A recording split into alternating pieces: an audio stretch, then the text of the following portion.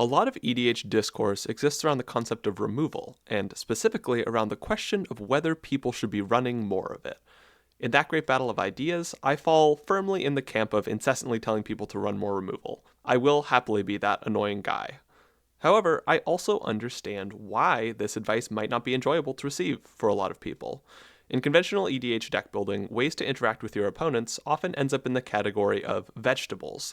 It's a type of card that's not flashy or exciting, but that you need to include regardless.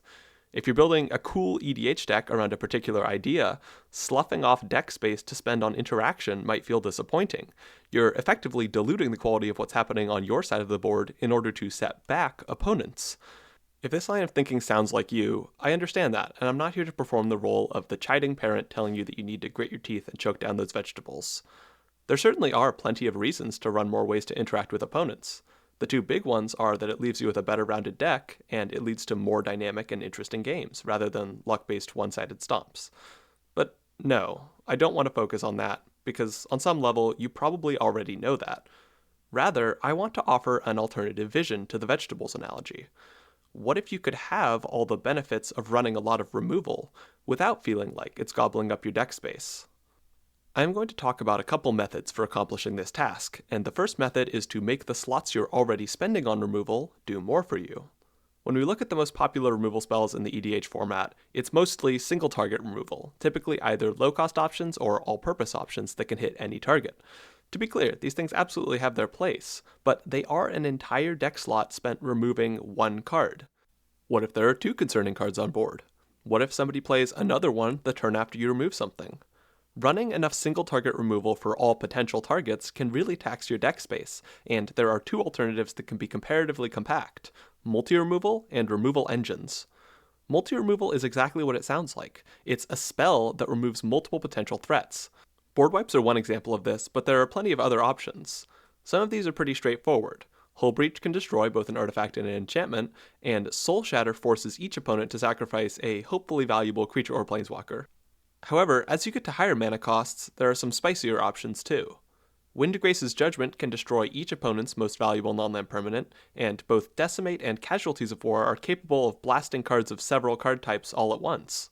A really cool thing about these is that you'll typically destroy one or two things that are currently problems, but also a couple things that might cause problems down the road.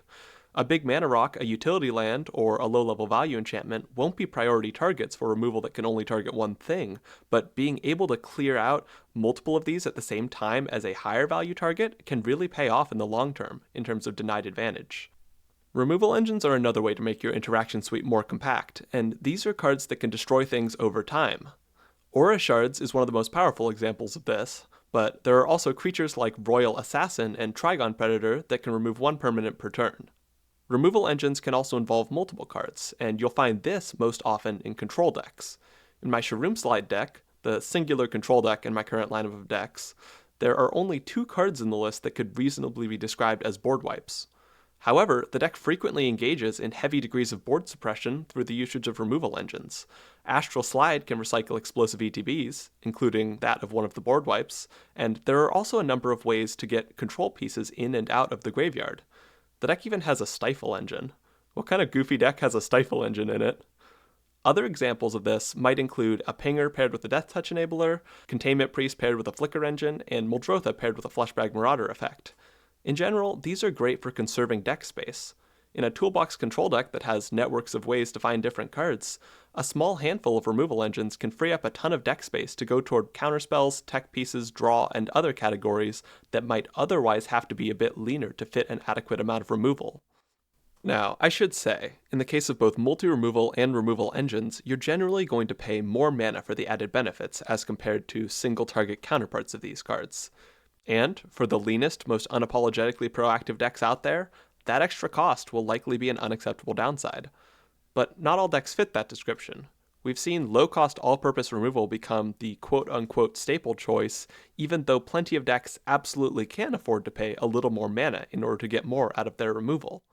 Board wipes are the model of this that most people are familiar with, and these are nice but not perfect.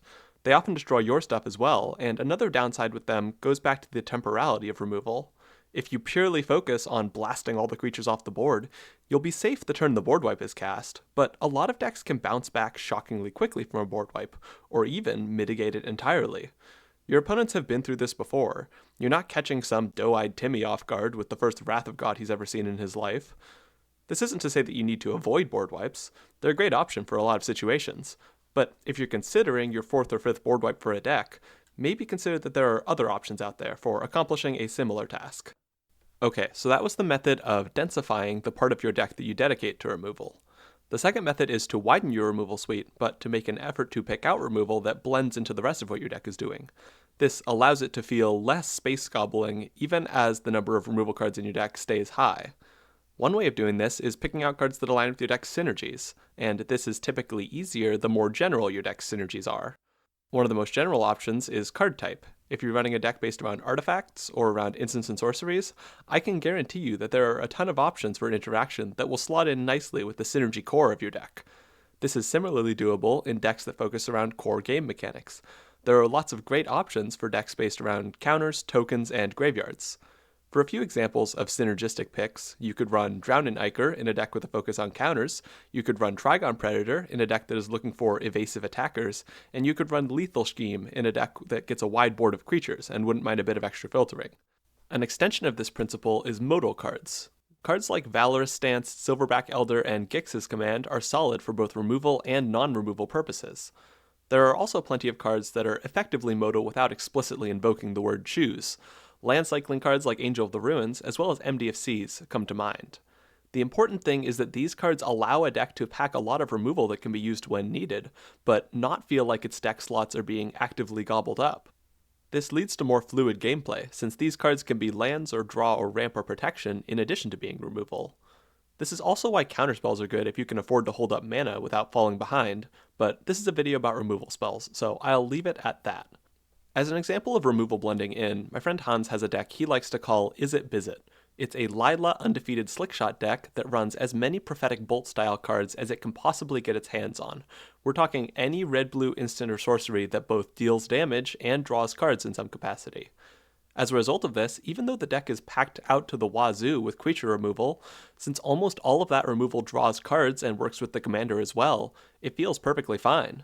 Another example of this is my Rada deck, and that deck actually takes advantage of both methods I've mentioned in this video. For the blending in part, all of the removal in this deck is attached to either a big creature or a cascade spell. This is great because these are things I want anyway. Cascade spells will usually grab me pieces of ramp to pump up my land count, and big creatures are what I use to pressure life totals and eventually win. This is compounded by the density of these. A full 7 of these are 1-card removal engines, and a single one of these sticking around for multiple turns on end can wildly warp the shape of a game. As a result of these things, the deck is very much so eating its removal vegetables, but when I play it, it just feels like a big dumb Cascade ramp deck, even as it eats opposing permanents at a healthy pace. I've given a couple of nice options for fitting more removal into a deck. Densifying the existing removal suite through multi-removal or removal engines can let the same number of cards do more, and blending removal into the rest of what a deck is doing through synergistic or modal options can similarly offer more removal in practice without it feeling like it's hogging too much deck space. However, putting these options into practice requires understanding what removal is actually doing for your deck. Even in this, a video about removal, I've so far largely abstracted away what removal is actually accomplishing in a game, letting it sit simply assumed that it's a good thing to have. So, what is removal doing? For some decks, this is a question with a clear, specific answer.